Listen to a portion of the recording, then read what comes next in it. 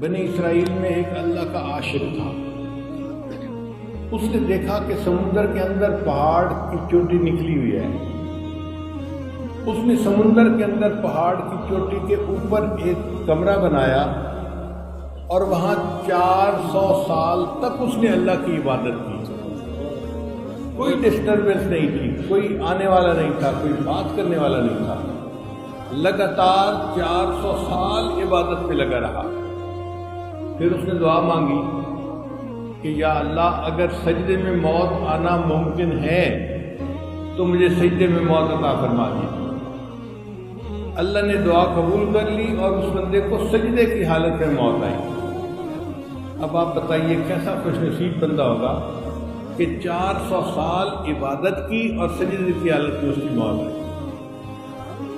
جب اللہ کے سامنے پیشی ہوئی، اللہ رب العزت نے فرشتوں کو حکم دیا، اس بندے کو میرے فضل سے جنت میں داخل کر دو۔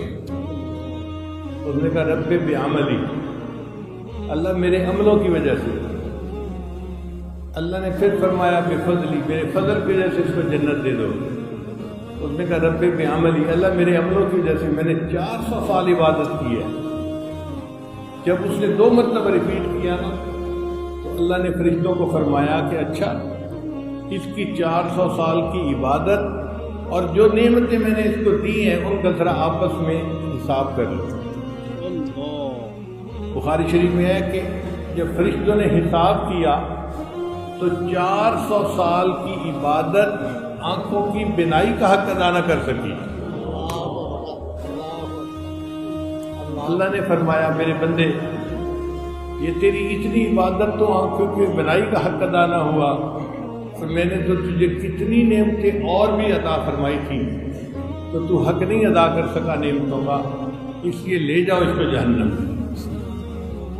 اب جب حکم ہوا تو فرشتے اس کو جہنم کی طرف لے کر کھینچنے لگے تو وہ رونے لگا، اللہ اپنے فضل کی وجہ سے جنت دے دیجیے۔